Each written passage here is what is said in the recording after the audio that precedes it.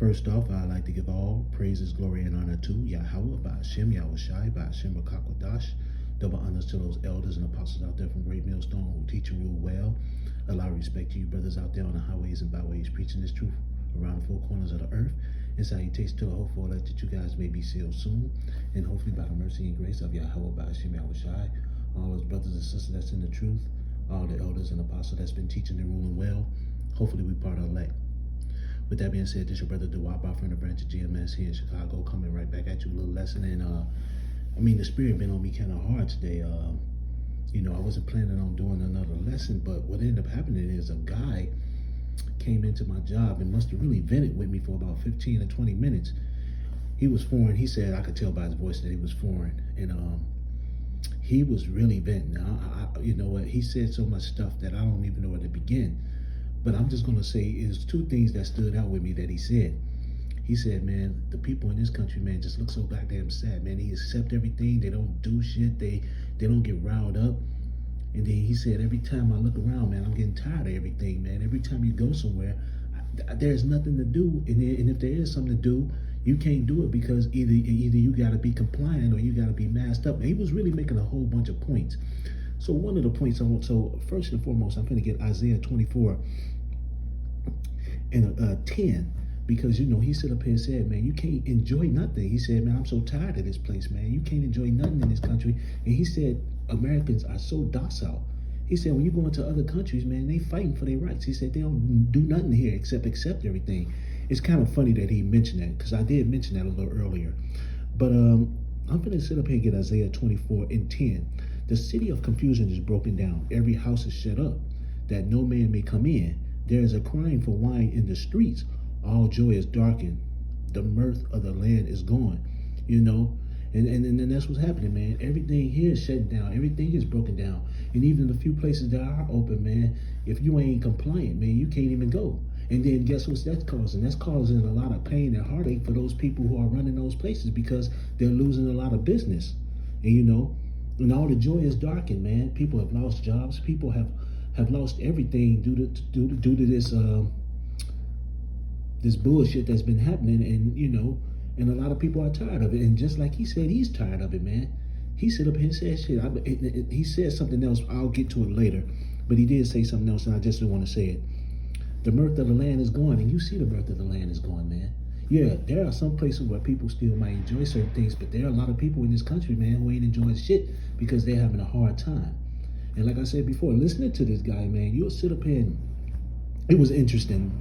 Like I said, he ranted for about a good 15 minutes, man, 15, 20 minutes about some of everything, And the other thing he stood up here and said, man, if it just wasn't for certain things, he said, man, I might have just committed suicide. And therein lies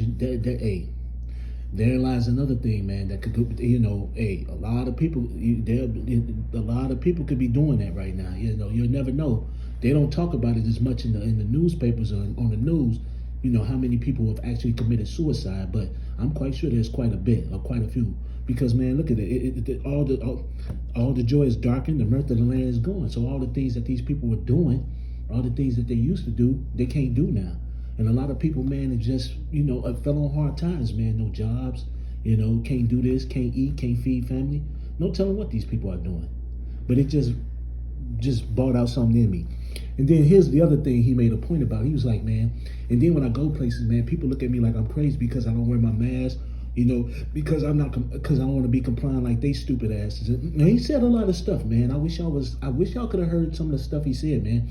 And like I said, this guy was foreign. He looked like an Edomite, but he could have been anything, you never know, But whatever the case may be, he was sitting up here making points like, people, right now, your family, your friends, if they have a problem with you, they're against certain things that you don't do. Now, these are some of the points he had brought up.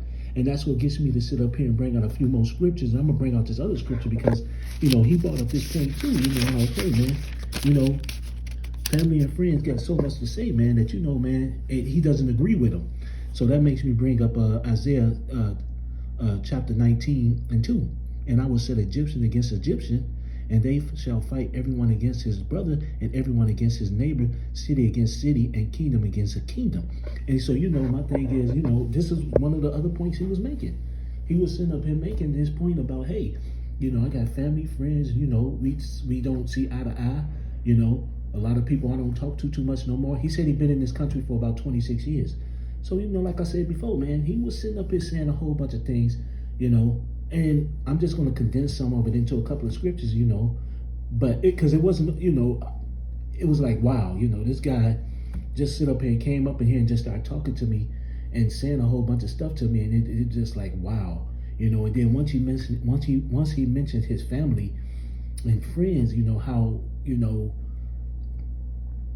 and people in general, how he's just against a lot of things that people saying and all this other stuff that's going on, that he said, man, how long you think it's going to take, man, before people get tired of this shit, man, and before people start going up against each other, man, and for people, and all this other stuff. And I was like, wow, man.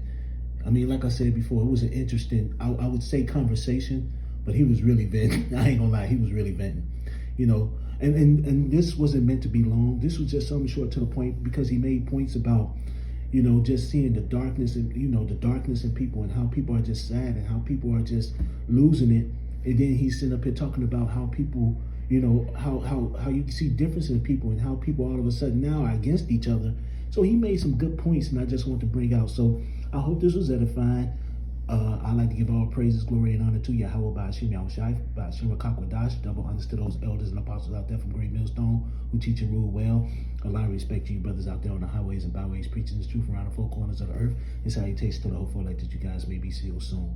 And with that, I always say, stay prayed up, brothers. Pray for each other, because we almost up out of here. And the way this guy was sounding, man, can you imagine how many other people just think just like him, man? People about ready to burst, man. So with that, I'd like to say Kwam Nasharella and Abba Ball. Shalom.